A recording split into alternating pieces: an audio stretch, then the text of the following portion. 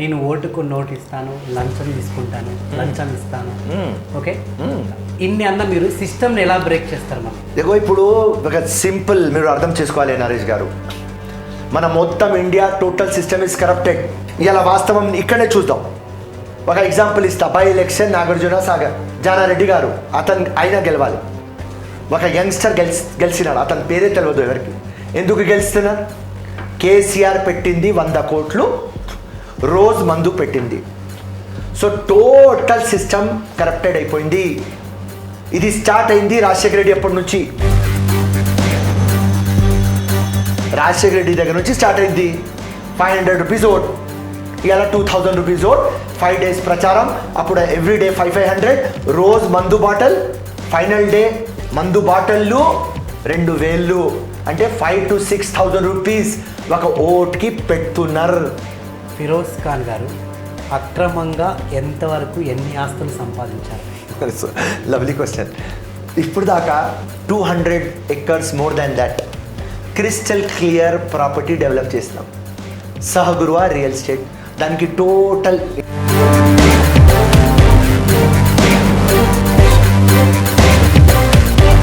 So ఎంత డబ్బు సంపాదించుకున్నా 4 ఎలక్షన్స్లో మీకు లెక్క చెప్తా. 4 ఎలక్షన్స్లో మినిమం 35 crores దాకా ఖర్చు చేసిన.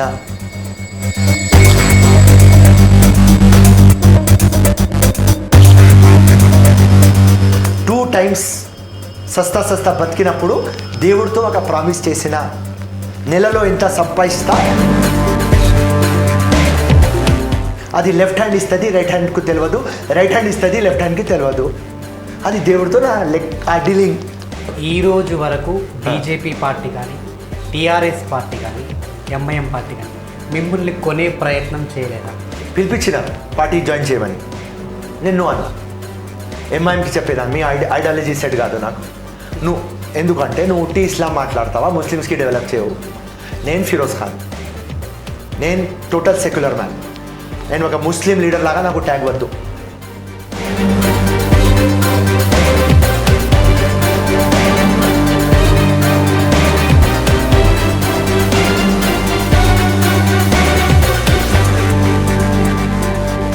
సో నేను అందరు కులం మతం అతీతంగా మాట్లాడతా కాబట్టి నాకు ఎంఐఎం ఐడియాలజీ నచ్చదు.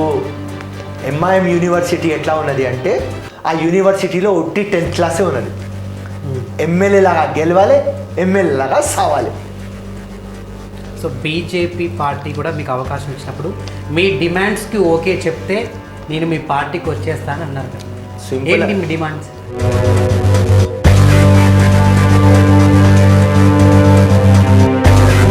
అమిత్ షా, నడ్డా పిలిపించి అసదుద్దీన్ మీద టికెట్ ఇస్తామని చెప్పి వచ్చేస్తా.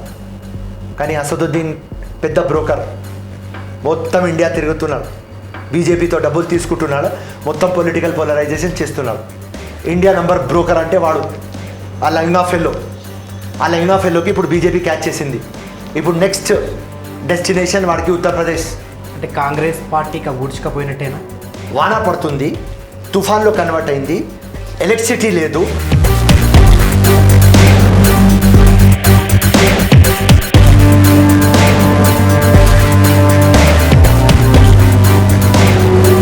మన తెలంగాణ కూడా ఆంధ్రప్రదేశ్ అయిపోతుంది, మన తెలంగాణ కూడా ఒరిస్సా లాగా తమిళనాడు లాగా అయిపోతుంది. అండ్ మీరు ఉత్తమ్ కుమార్ రెడ్డి గారి గురించి ఎప్పుడు చాలా గొప్పగా చెప్తుంటారు. ఎస్. మరి ఉత్తమ్ కుమార్ రెడ్డి రేవంత్ రెడ్డి కంటే గొప్పవాడా?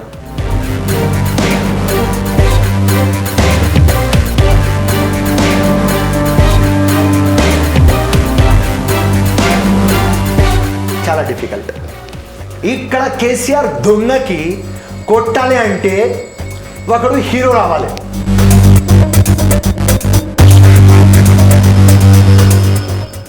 కానీ వీడికి కేసీఆర్కి కొట్టాలి అంటే, ఆయన వేసిన బాల్కి కొట్టాలి అంటే అది ఉట్టి రేవంత్ రెడ్డితో సాధ్యం. అండ్ ఇక్కడ ఓల్డ్ సిటీ మహిళలు కూడా నవాబుల దగ్గరికి పంపించి ఒక బిజినెస్గా మారుస్తున్నారని చెప్పేసి బయట నుంచి కొందరి విశ్లేషకుల వాదన నిజమేనా? కానీ ఓల్డ్ సిటీకి ఇట్లా డస్ట్బిన్ తయారు చేసినారు. వీళ్ళు ఎకనామికలీ, ఫైనాన్షియలీ, సోషలీ అప్వర్డ్ ఉంటే ఎందుకు పోతారు? ఒక 18 years అమ్మాయి 65 yearsతో ఎందుకు పెళ్లి చేసుకుంటుంది? ఆ అమ్మాయికి కూడా తెలుసు నేను రాంగ్ చేస్తున్నా, కానీ నా ఫ్యామిలీకి డెవలప్ చేయడానికి నేను సాక్రిఫైస్ చేస్తున్నా ఫిరోజ్ అన్న అని చెప్తున్నాను.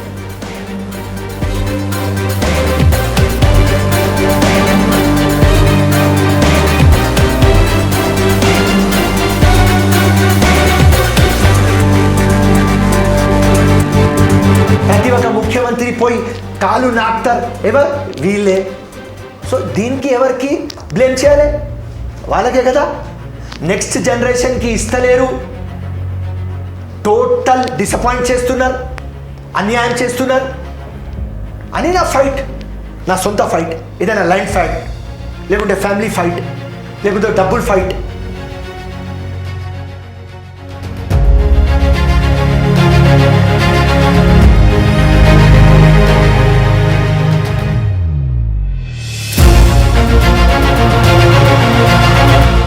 సో ఈ దుష్మని నడవని, ఆ మార్పు రావాలి.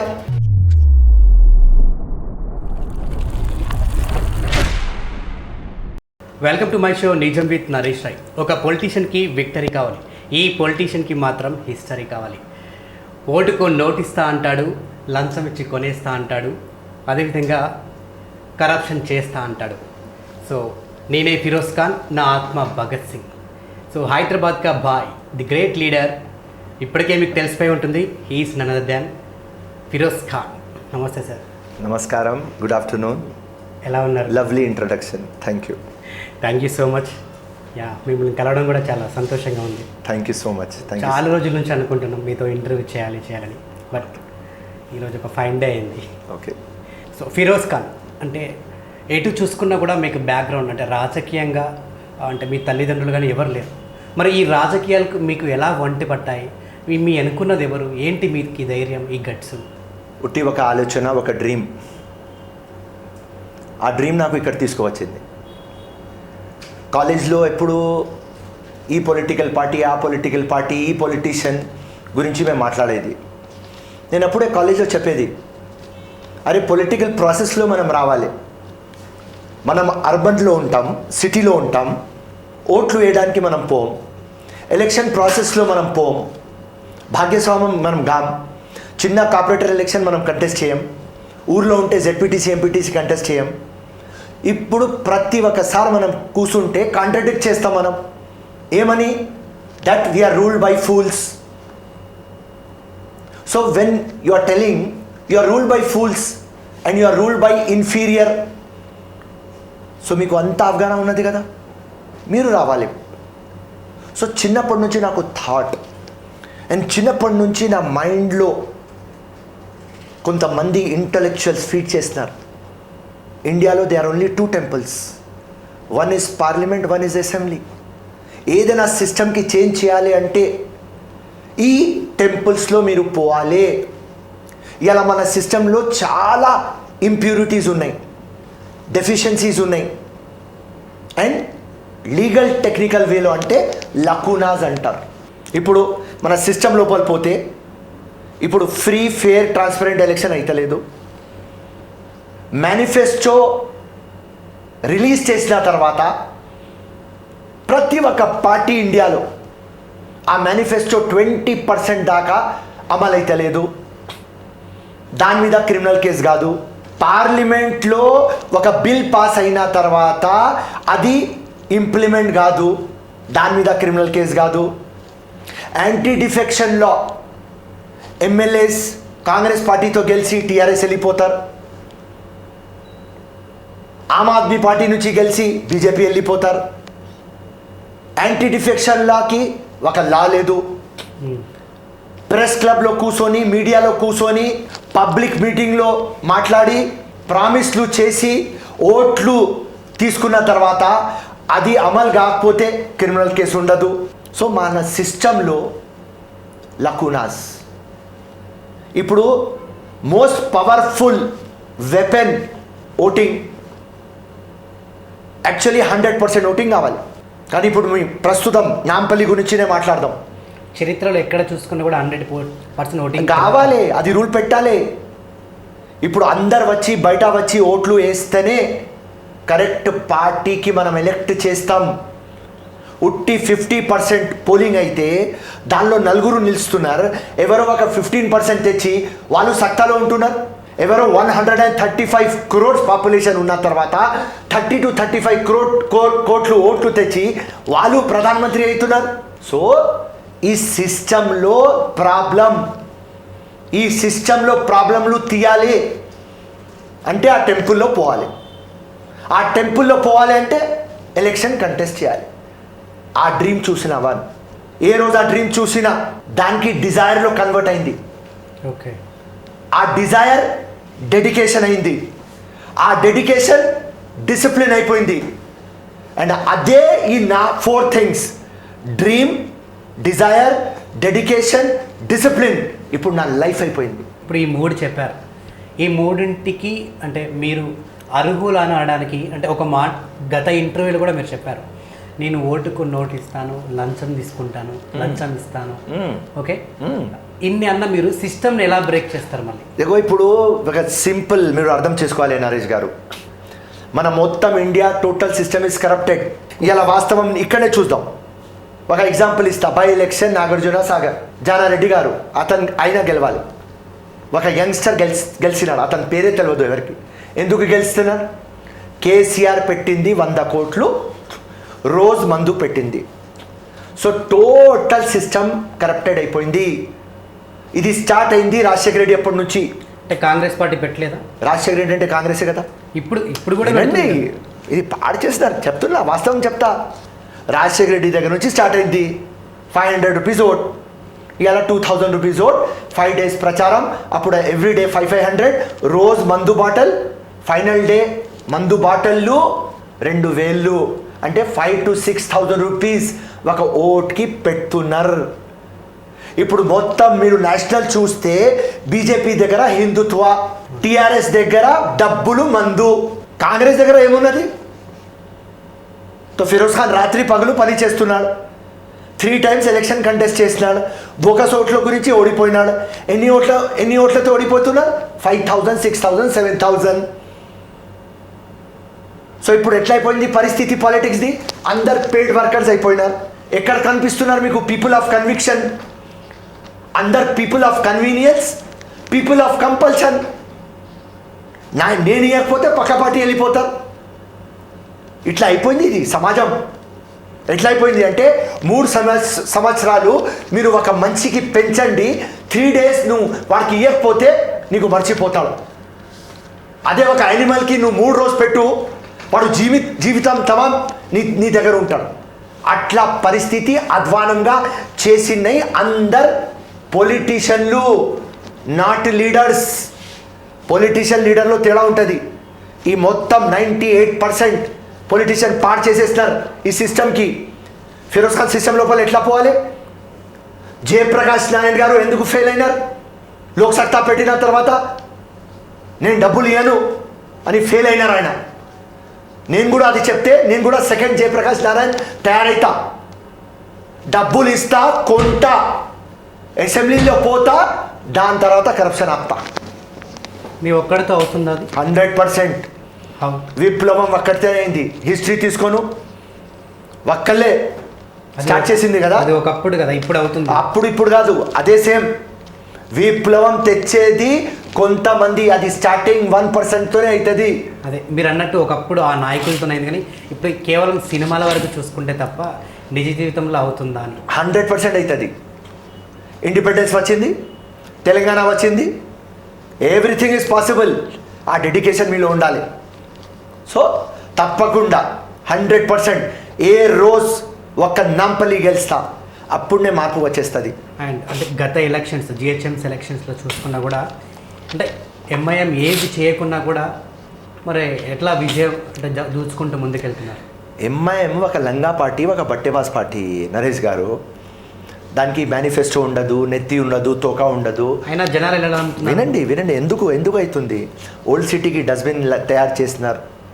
ఎకనామికల్లీ, ఫైనాన్షియల్లీ వాళ్ళు బ్యాక్వర్డ్, సోషలీ బ్యాక్వర్డ్. వాళ్ళకు అవగాహన లేదు. వాళ్ళు పోయి ఓల్డ్ సిటీలో తిరగండి మీరు. ఎట్లా పరిస్థితి? 33 డిస్ట్రిక్ట్స్లో అన్ని డిస్ట్రిక్ట్లు డెవలప్ అయినాయి. హైదరాబాద్ క్యాపిటల్ సిటీ తర్వాత ఎందుకు డెవలప్ కాలేదు?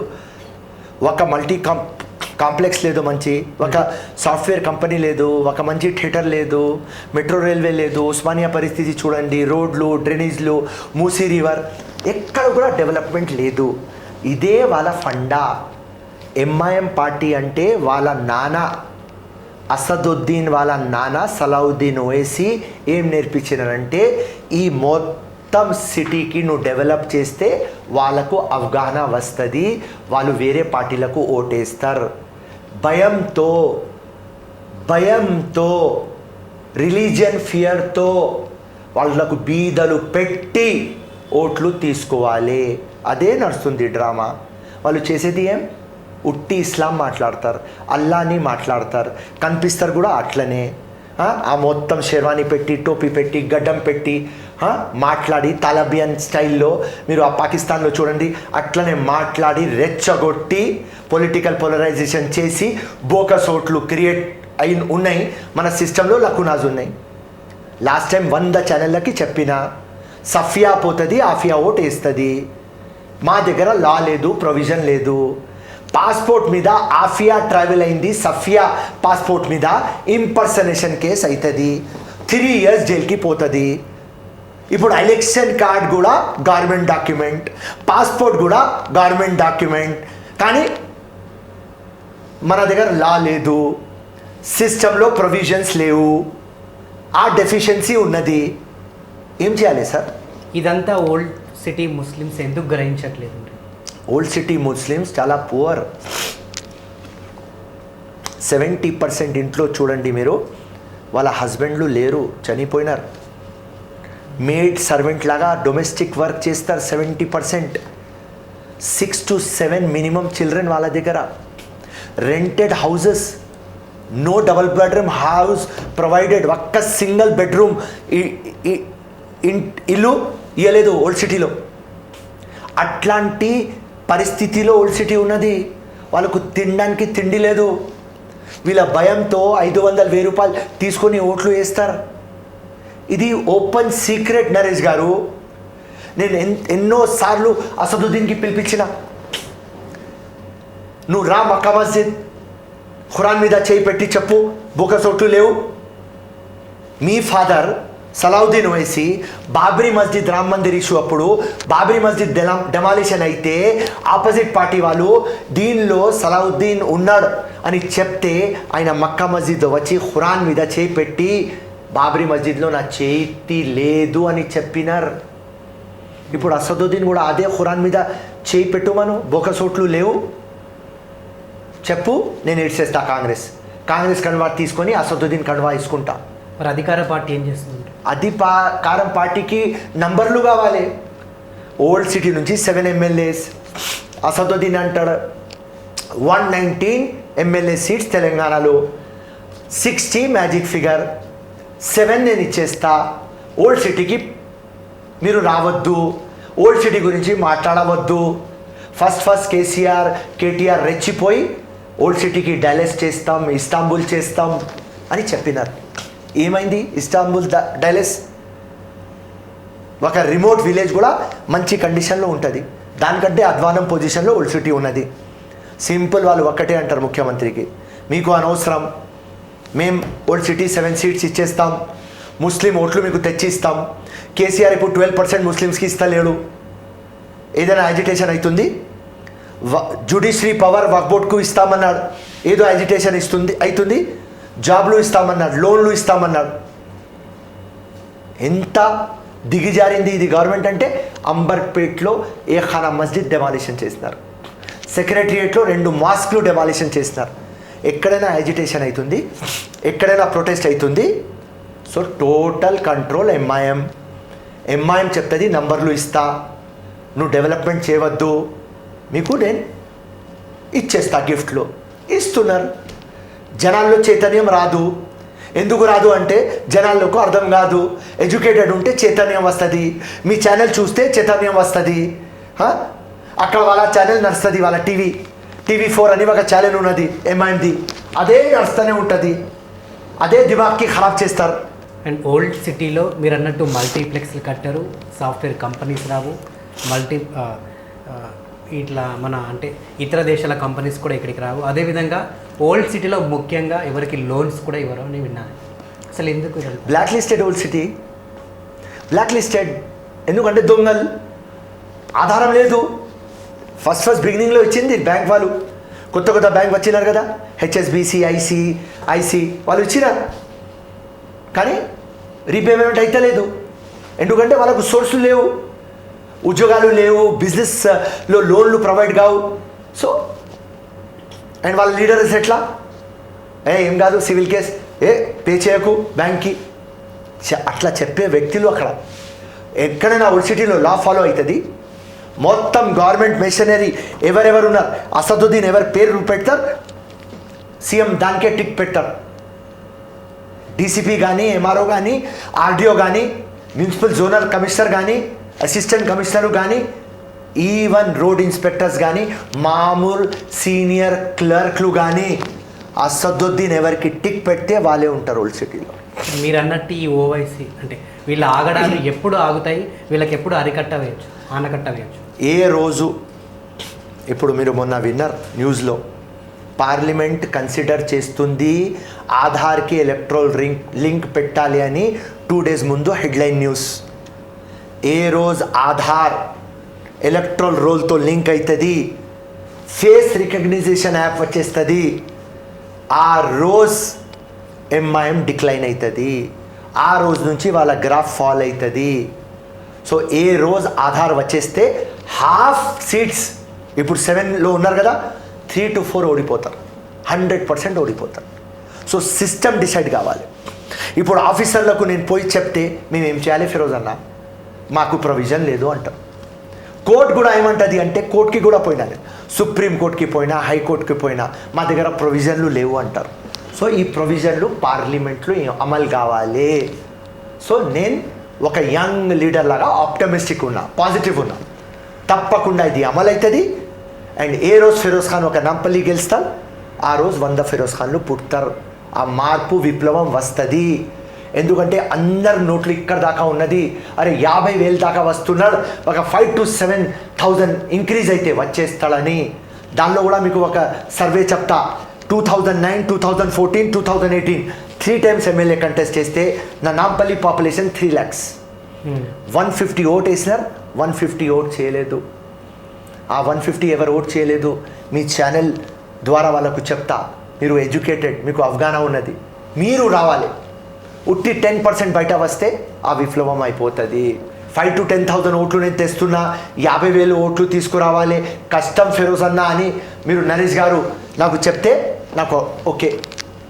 కానీ 5 to 10,000 ఓట్లు తక్కువ పడుతున్నాయి. ఉట్టి ఎడ్యుకేటెడ్, ఎవరికి అవగాహన, ఎవరికి చైతన్యం ఉన్నది వాళ్ళ బయట వస్తలేరు.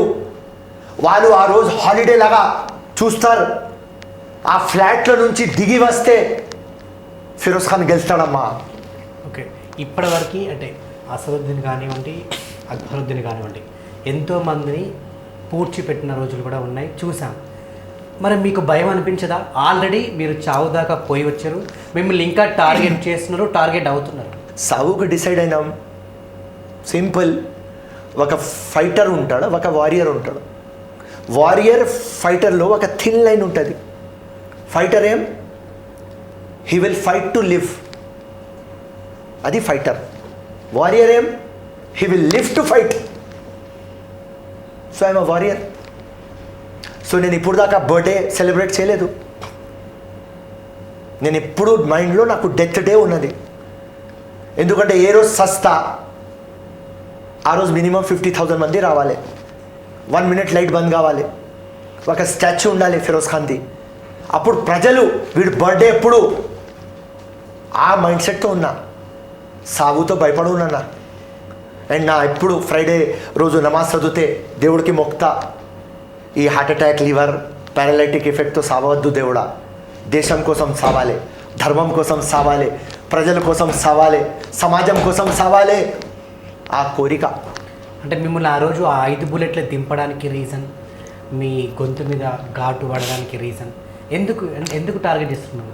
అది ఒక మహిళ, విడో మహిళకి హెల్ప్ చేసిన, వాళ్ళకు ల్యాండ్ ఇప్పించిన ఆయనకు కాంప్రమైజ్ అన్నారు. ఎంఐఎం పార్టీ వాళ్ళు ఎవరు నాకు షూట్ చేసినారు, వాళ్ళకి టికెట్ ఇచ్చినాడు అసదుద్దీన్ ఓవైసీ. ఇప్పుడు నా ముందు ఎవరు గెలిచినారు, అతని పేరు జాఫర్. వాళ్ళ మొత్తం సొంత తమ్ముళ్ళే కొట్టినారు నాకు. ముష్తాక్, ముంతాజ్, మిరాజ్ వాళ్ళు సొంత తమ్ముళ్ళు. సో అసదుద్దీన్ రైట్, మన మొత్తం ఓల్డ్ సిటీలో మనకు ఎదురు మాట్లాడతాడు, మన ఇంట్లో జోరీ మాట్లాడతారు, వీడు ఒక్కడే మన కులంలో చడి పుట్టినాడు, సంపేరా వాడికి అని చెప్తే వాళ్ళు చేసింది. వాళ్ళకు గిఫ్ట్ ఏమి ఇచ్చినారు, ఎమ్మెల్యే టికెట్. అండ్ వాళ్ళ అదృష్టం గెలిచినారు. ఓల్డ్ సిటీలో కానివ్వండి, అంటే ముస్లిమ్స్ సపోర్ట్ మీకు ఇప్పటిదాకా లేదా మిగతా ఏరియాస్లో కూడా? ముస్లిం సపోర్ట్ ఉన్నది కాబట్టి 50,000 ఓట్లు వస్తున్నాయి కదన్న. ఎందుకంటే Nampally constituency 3 lakh population, 1 lakh Hindus, 2 lakh Muslims. So 50,000 ఓట్లు ఎక్కడి నుంచి పడుతున్నాయి? మెజారిటీ ముస్లిమ్స్ ఇస్తున్నారు. కానీ అది భయం పోవాలి, వీళ్ళ భయం పోవాలి. ఎందుకంటే వీళ్ళు చేసేది రౌడిజం. ఇప్పుడు నాకే 2 times అటాక్ చేసి నా లెఫ్ట్ హ్యాండ్ రజాక్కి మర్డర్ చేసినారు, రైట్ హ్యాండ్ అవేస్కి మర్డర్ చేసినారు, మా ఇంట్లో మా నాన్నకి అటెంప్ట్ టు మర్డర్ చేసినారు, మా ఇంట్లో అటాక్లు అయినాయి, 16 కేసెస్లో నాకు బుక్ చేసినారు, 1.5 year నేను జైల్లో ఉన్నా. సో ఇవన్నీ అయిన తర్వాత ఫిరోజ్ ఖాన్కే అటాక్ చేస్తారు, ఫిరోజ్ ఖాన్ ఇంట్లోనే జోరుతారు. అంటే వీళ్ళు నార్మల్ పబ్లిక్, వీళ్ళకు ఎప్పుడు ఫైట్ చేయాలి నరేష్ గారు? సో ఇప్పుడు ఆ భయం నేను తీయాలి, అది తీస్తున్నా, కంటిన్యూస్ ఫైట్ చేసిన. 2000లో మైండ్ సెట్ వేరేది, 2014 చేంజ్ అయింది, 2018 చాలా వరకు చేంజ్ అయింది. అండ్ ఎంపీ హైదరాబాద్ 2019 కంటెస్ట్ చేసిన తర్వాత ఇంకా చేంజ్ అయింది. 2023 మీరు వెయిట్ చేయండి. ఒక్క సిస్టంలో నాకు అడ్వాంటేజ్ దొరికితే క్రిస్ గేల్స్ లాగా స్టేడియం బయట 6 కొట్టా. అండ్ మీరు అంటే ఎంపీగా కానీ ఎమ్మెల్యే కానీ అంటే ప్రజాక్షేత్రంలో ఉండాలనుకుంటారు, మరి గెలిచే పార్టీ తరఫున మీరు ఎందుకు పోటీ చేయలేదు ఇప్పటివరకు? ఎందుకు పోటీ చేయకూడదు అంటారు? అరే గెలిచే పార్టీ 2009లో నేను కాంగ్రెస్లో ఉన్నా, రాజశేఖర రెడ్డి గారు ఎంఐఎంతో టైప్ ఉన్నది, టికెట్ నేను ఇయ్యను అన్నారు. దాని తర్వాత ప్రజారాజ్యంలో పోయినా, ప్రజారాజ్యం కాంగ్రెస్లో విలీనమైంది, రాత్రి పగులు కాంగ్రెస్కి పనిచేసిన. 2014లో తెలంగాణ అయింది. ఈ అసదుద్దీన్ మస్తు ఫిక్సింగ్ పెట్టినాడు, టీఆర్ఎస్తో కూడా కాంగ్రెస్తో కూడా.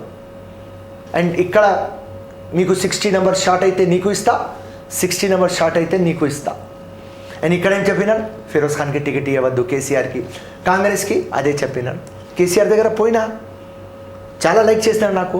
అరే ఓల్డ్ సిటీ నుంచి ఇంత సెక్యులర్ మంచి, అరే ముస్లిం ఉన్న తర్వాత ఇంత ఎడ్యుకేటెడ్, అరే మొత్తం కాన్స్టిట్యువెన్సీకి నీళ్ళు ప్రొవైడ్ చేస్తావా, మొత్తం స్టూడెంట్స్కి సామాజిక న్యాయంలో నువ్వు అందరు ఎస్టీ కానీ బీసీ కానీ మైనారిటీస్ కానీ ఎవరైనా అందరికీ బుక్స్లు ఇస్తావా, బ్యాగ్లు ఇస్తావా, అరే రే రే రే అంతా టెంపుల్లో ఉంటావా, గణేష్ చతుర్థి పూజలో ఉంటావా, అబ్బా బోనాల పండుగలో ఉంటావా, అరే రే రే ఇట్లాంటి లీడర్ నాకు కావాలి అని చాలా లైక్ చేసి ఓకే టికెట్ ఇచ్చేస్తామన్నారు. కానీ సాయంత్రం దాకా కేసీఆర్ దగ్గర అసదుద్దీన్ వెళ్ళిపోయినాడు. ఖురాన్లో కానీ అంటే మీ ముస్లిం సాంప్రదాయంలో అంటే అంటే ఒక టెంపుల్కు పోవద్దు, ఒక హిందువులతో కలిసిపోవద్దు, ఆ బోనాల పండుగలో పాల్గొనొద్దు, ఇలాంటి రూల్స్ ఉంటాయి? రాంగ్ రాంగ్ రాంగ్, మీరు రాంగ్. ఎవరు ఇస్లాం గురించి, ఎవరు ఖురాన్ గురించి ఇంటర్ప్రెట్ చేస్తున్నారు, రాంగ్ చేస్తున్నారు. ఇస్లాం ది మీనింగ్ అంటే మానత్వం. ఓకే, మానత్వం మానత్వం మానత్వం.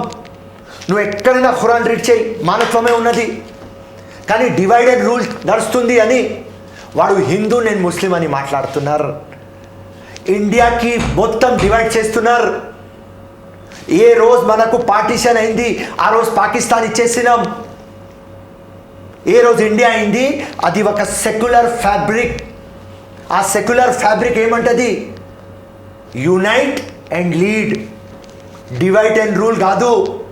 ఖురాన్ కూడా యునైట్ అండ్ లీడ్. ఎక్కడైనా ప్రాఫిట్ మొహమ్మద్ చెప్పినారు, ఎవరికి నా ఛాలెంజ్ చేసేస్తున్నాను, ఖురాన్ రాసినారు ప్రాఫిట్ మొహమ్మద్.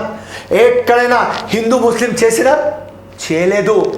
మానవత్వం కోసం పని చేయమన్నారు, లోకంలో శాంతి ఉండాలి అన్నారు.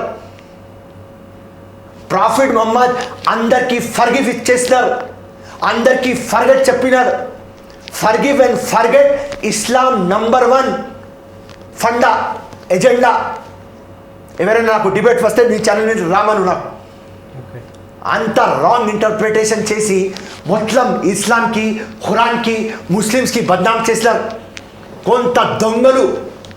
కొంత ఫెనాటిక్ మైండ్ సెట్ వాళ్ళు మొత్తం ఇస్లాం గురించి రాంగ్ స్ప్రెడ్ చేస్తారు. నేను టోటల్ ఖురాన్ విత్ మీనింగ్ చదివినా. నేను ఛాలెంజ్ చేసేస్తా.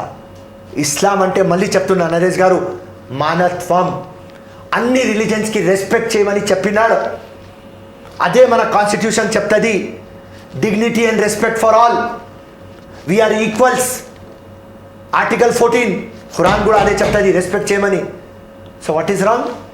ఎలక్షన్స్ వచ్చేసరికి హిందూ ముస్లిం బాయ్ బాయ్ అంటారు, ఎలక్షన్స్ అయిపోతే హిందూ ముస్లిం గొడవలు అంటారు. ఏంటి ఇదే పాలిటిక్స్. అది మన మైండ్ సెట్.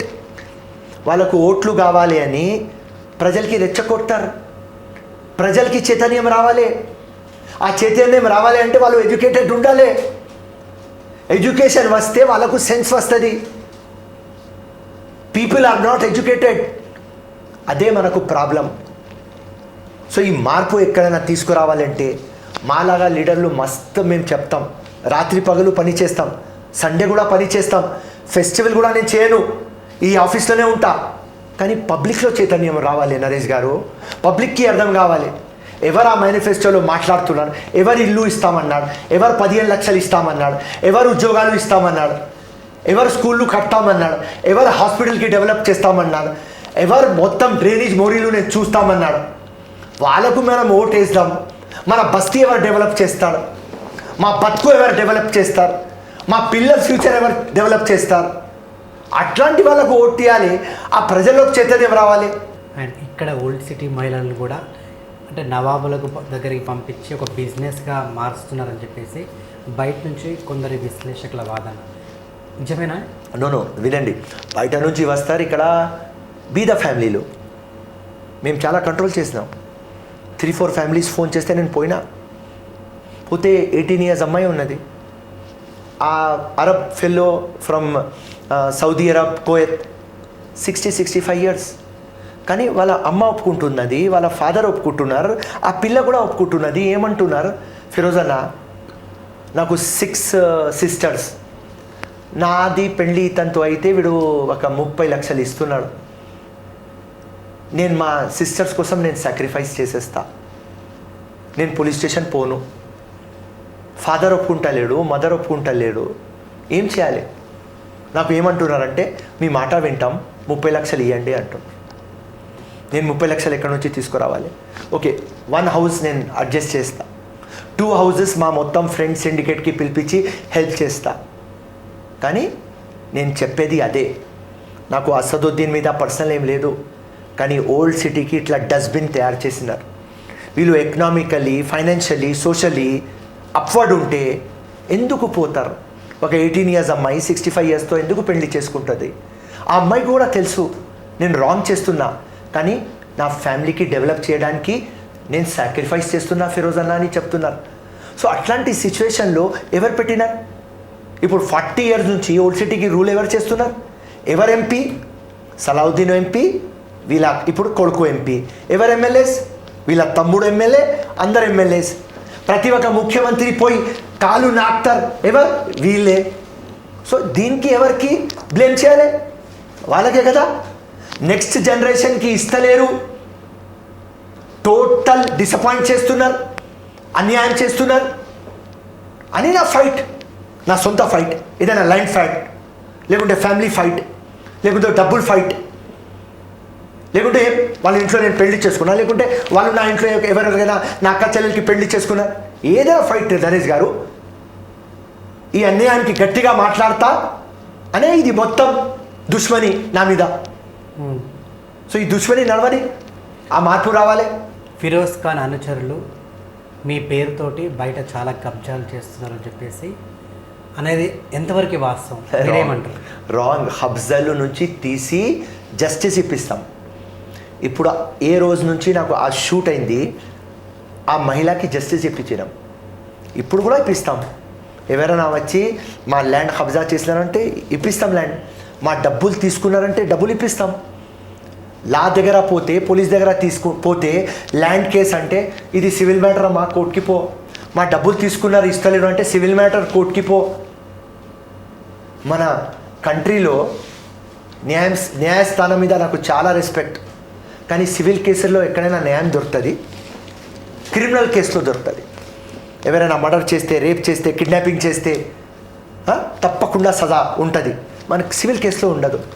సో ఆ జస్టిస్లో నేను కొన్నిసార్లు రాబిన్హుడ్ అయిపోతా.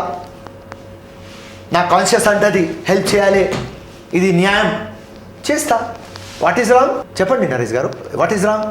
ఎవరికైనా న్యాయం ఇప్పియాలి రాంగ్? ఉట్టి అది పోలీస్ పని, ఉట్టి అది పార్లమెంట్ పని, ఉట్టి అసెంబ్లీ పని, అపోజిషన్ పని కూడా. So as a able politician justice చేస్తా.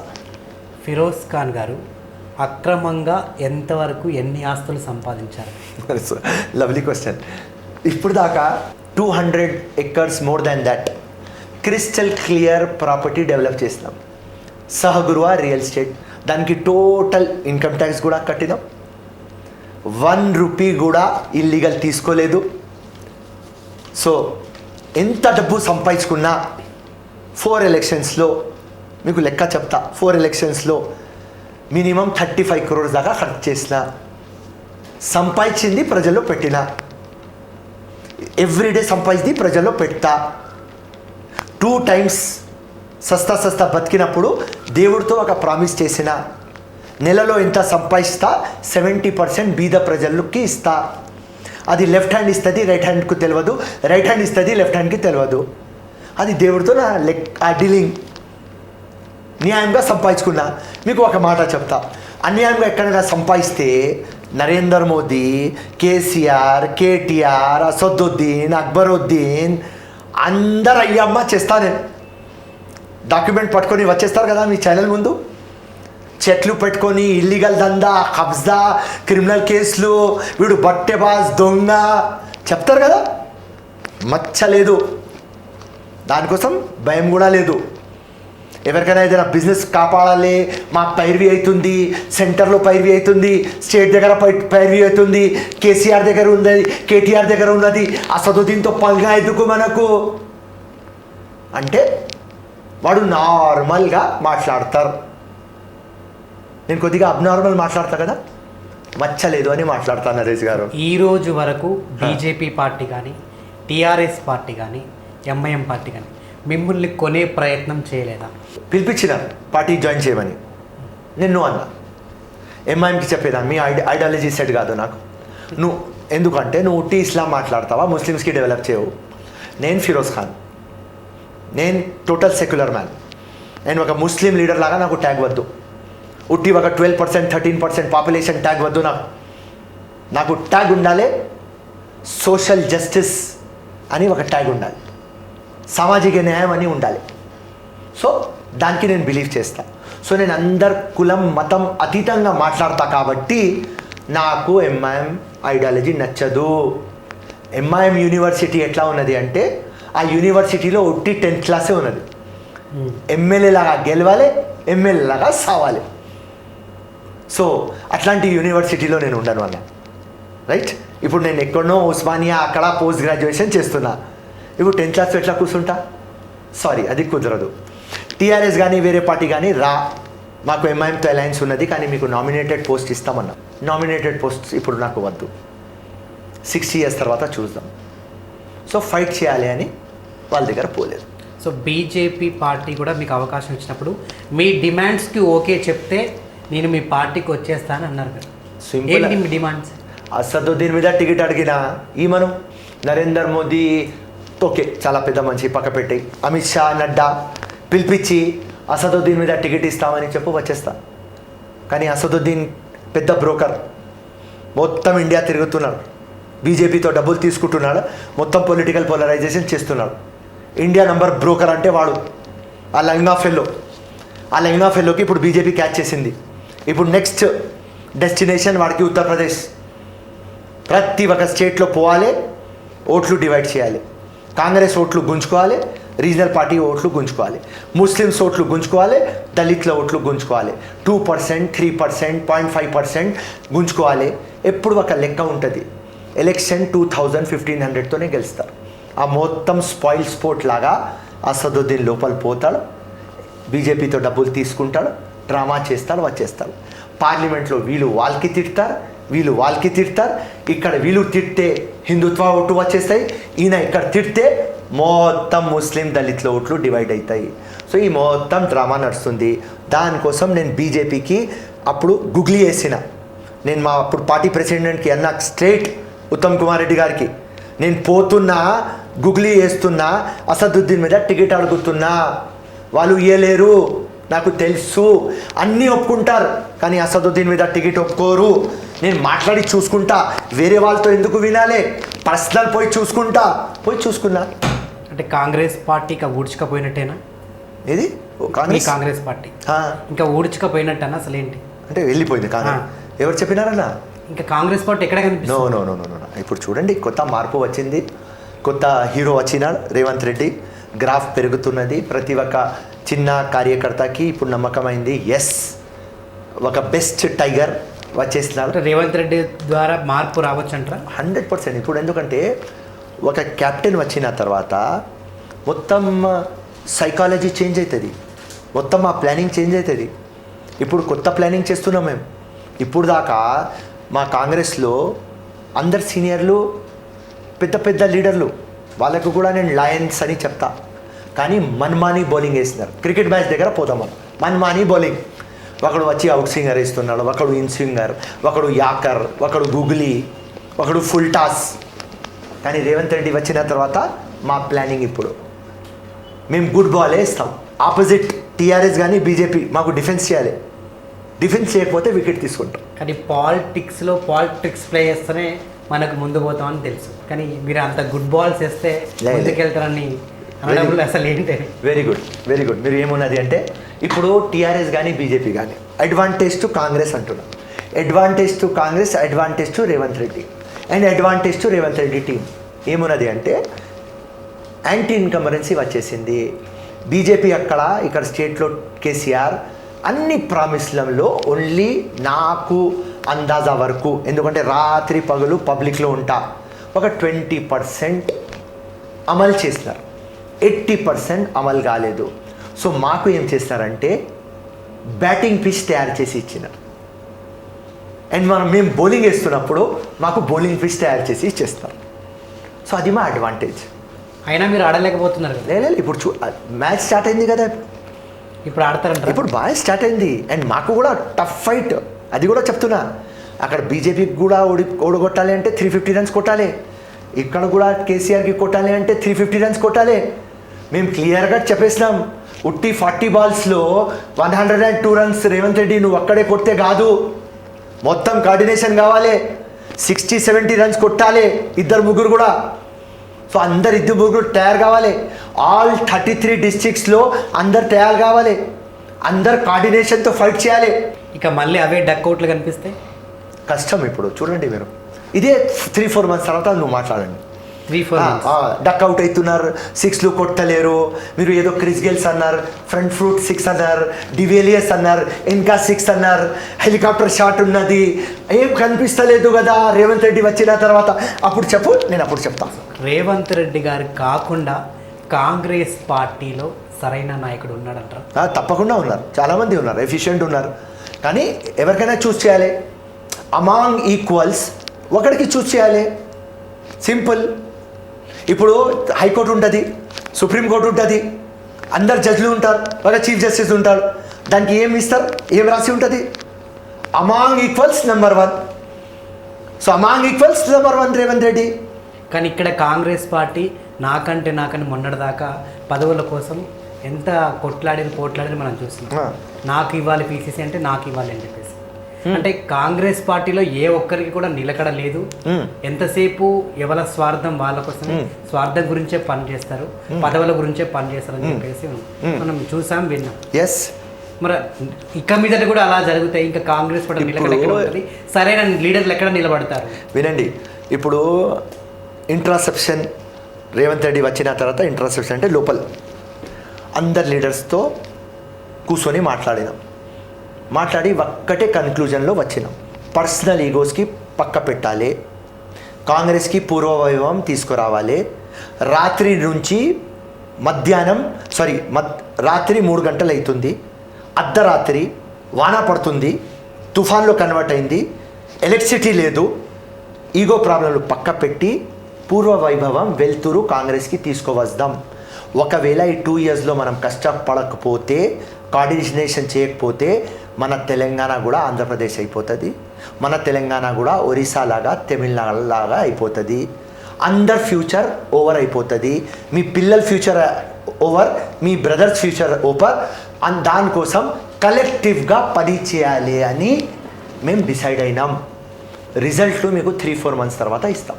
అండ్ మీరు ఉత్తమ్ కుమార్ రెడ్డి గారి గురించి ఎప్పుడు చాలా గొప్పగా చెప్తుంటారు. ఎస్. మరి ఉత్తమ్ కుమార్ రెడ్డి రేవంత్ రెడ్డి కంటే గొప్పవాడా? నో వినండి, ఒక్కకి ఒక క్లాస్ ఉంటుంది. Revanth Reddy class is total different.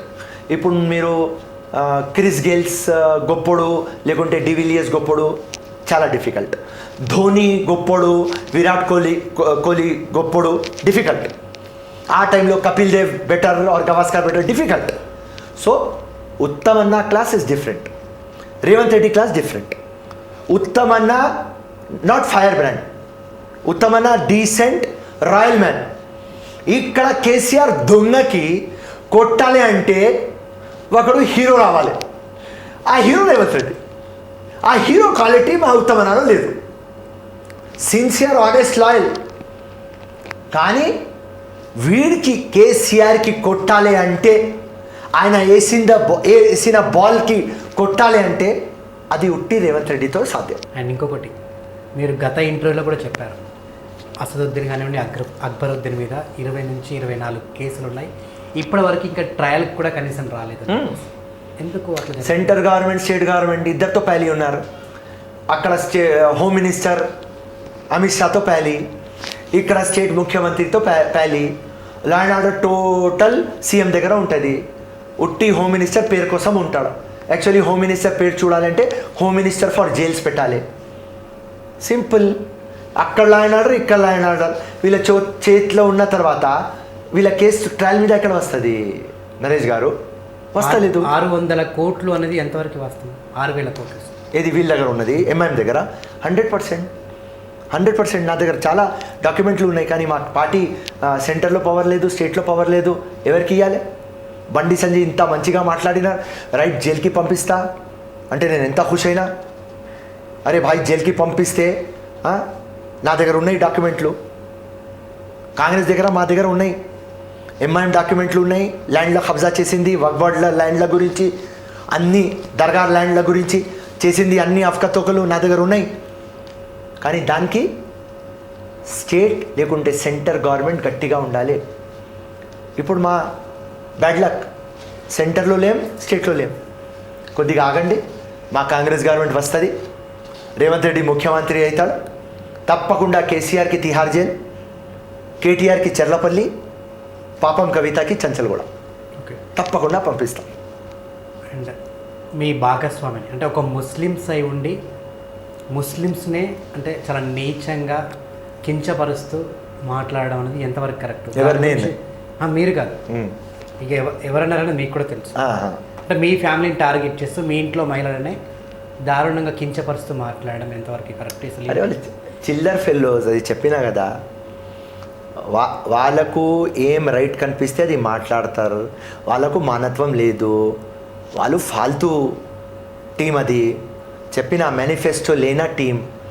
మాకు మొత్తం ఇండియాలో 1,00,000 పొలిటికల్ పార్టీ ఉంటే ఈ పార్టీకి మేనిఫెస్టో ఉండదు. వాళ్ళకు నోట్లో ఏమొస్తే అది వాళ్ళు మాట్లాడతారు. మేము వాళ్ళ మీద కేసులు బుక్ చేయాలంటే కష్టమైపోతుంది. పోలీస్ కేసులు తీసుకోదు. కోర్టులో క్రిమినల్ కేసులు పెట్టి మళ్ళీ పోలీస్ స్టేషన్కి పెడితే వాడే ఇన్వెస్టిగేషన్ ఆఫీసర్ ఉంటాడు, వాడు కేసు పెట్టాడు. సో ఇది మాకు డిఫికల్టీ. ఇప్పుడు మా బ్రదర్ వాళ్ళ వైఫ్ మీద వీళ్ళు మాట్లాడినారు. వాళ్ళకు వాస్తవం తెలియదు, తర్వాత తెలిసింది. లేకుంటే వాళ్ళకు నేను క్లియర్ అన్నా, ఓకే ఇప్పుడు మా బ్రదర్ వాళ్ళ వైఫ్ బీసీ లేదు అంటే కేసు పెట్టు, ఉట్టి ఎందుకు మాట్లాడుతున్నారు? దాని తర్వాత గమనం కూకున్నారు. ఓకే, మీది లవ్ మ్యారేజ్ అని విన్నాను సార్. ఎస్. ఎట్లా కుదిరింది మీకు లవ్ మ్యారేజ్? ఫ్రెండ్స్లో కలిసినాం. ప్రేమ మీకు అందరికీ తెలుసు, యూనిక్ థింగ్. అండ్ ప్రతి ఒక్క మనిషి ఎవరైనా కానీ, ఎవ్రీ సింగిల్ మ్యాన్ వాళ్ళ లవ్ స్టోరీ యూనిక్ ఉంటుంది. సో ఫ్రెండ్స్లో కలిసినాం. ఎప్పుడు ప్రేమ కావాలంటే కాదు, అయిపోతుంది, అయిపోయింది. దాని తర్వాత డిసైడ్ అయినాం పెళ్లి చేసుకున్నాం. ఏమైనా చేంజింగ్ లేనియా సినిమాలాగా లేదంటే ఏది? మీ లవ్ స్టోరీలో కూడా చేజింగ్ ఏం కాలేదు, కానీ మా లవ్ స్టోరీలో ఒకటి ఉన్నది. ఒక డిఫికల్టీ మేజర్గా వచ్చింది ఆ రోజు. నేను డిసైడ్ అయినా నా పెళ్ళి అయిన తర్వాత నో చిల్డ్రన్ అని. అండ్ ఎందుకంటే ఈ అప్పుడు నాకు చాలా ప్రాణం మీద అటాక్లు, కేసులు నా నెత్తి మీద, చాలా ఈ ఎంఐఎంతో దుష్మనీలు. అండ్ దాని తర్వాత ఒక విప్లవం తీసుకురావాలి అంటే నేను దేనికి లొంగవద్దు, దేంతో భయపడవద్దు, అండ్ దేంతో కూడా ఎక్కువ లవ్ చేయవద్దు. పిల్లలు ఎప్పుడు వీక్నెస్ కూడా అండ్ గట్టితనం కూడా. ఓకే, మరి ఈరోజు అంటే మీ వైఫ్ అడగలేదా? అడిగింది, చెప్పిన అంటే ఒక అమ్మ కావాలని తనకు కూడా కోరిక. అది చెప్పిన, సారీ, మోస్ట్ బ్యూటిఫుల్ థింగ్ మహిళకి, కంప్లీట్ మహిళ కావాలి అంటే చిల్డ్రన్ ఉండాలి. సారీ, ఇది నీకు నాతో పెళ్ళి అయిన తర్వాత ఈ ప్రాబ్లం నువ్వు ఫేస్ చేయకపోతే నువ్వు వేరే వాళ్ళతో పెళ్ళి చేసుకో, నేను వేరే వాళ్ళకు చూసుకుంటా, లేకుంటే హాయిగా నరేంద్ర మోదీ లాగా ఉంటా. ఎందుకంటే నాకు నా మక్సద్ ఇంపార్టెంట్, నా పర్పస్ ఇంపార్టెంట్. అందరు ఎవరికి పెళ్ళి అయింది వాళ్ళ పిల్లలు దే ఆర్ లక్కీ. నా వేరే మక్సద్, వేరే మైండ్ సెట్. సో అది చెప్పిన. ఆయన 6 months నాకు ఒప్పియడానికి ట్రై చేసిన. దాని తర్వాత వాళ్ళ ఫ్రెండ్స్ ఏమన్నారంటే పెళ్ళి అయిన తర్వాత మారిపోతాడు అంటే 2 years కూడా ట్రై చేసిన. దాని తర్వాత నా గట్టితనం, నా జిద్దు చూసి ఓకే అని చెప్పిన. దాని తర్వాత మేము డిసైడ్ అయినాం మన దగ్గర ఎంత శక్తి ఉంటుంది, అడాప్ట్ చేసుకుందాం. చాలామంది చిల్డ్రన్కి మేము అడాప్ట్ చేసినాం. ఇది ఒక సీక్రెట్, ఎక్కడ చేసినాం ఎట్లా చేసినాం మీకు చెప్పాం మేము. ఎందుకంటే అది నా భార్య మధ్యలో, నా దేవుడు మధ్యలో. సో ఒక డీలింగ్ అయింది. సో ఆ డీలింగ్లో మేము చాలా హ్యాపీ ఉన్నాం. సో ఓకే, ఫైనల్గా మీ ఎజెండా ఏంటి అంటే స్టార్టింగ్లోనే అన్నా ఒక పొలిటీషియన్కి విక్టరీ కావాలి. మీరు ఒక ప్రముఖ ఇంటర్వ్యూలో అన్నారు నాకు హిస్టరీ కావాలి. అలా అనడంలో ఏంటి? చిన్నప్పటి నుంచి ప్రతి ఒక్క మంచిది ఒక స్టోరీ ఉంటుంది, కానీ అది స్టోరీ ఇన్స్పైరింగ్ ఉండాలి. మనం లేనప్పుడు చదివితే నేను కూడా ఏదో చేయాలి అని ఒక ఆలోచన రావాలి. అట్లాంటి ఒక స్టోరీ నాది కూడా ఉండాలి. So success story normal, history story different. అరే అలెగ్జాండర్ స్టోరీ చదువుతాం, హిట్లర్ స్టోరీ చదువుతాం, గాంధీజీ చదువుతాం, అంబేద్కర్ గారు చదువుతాం.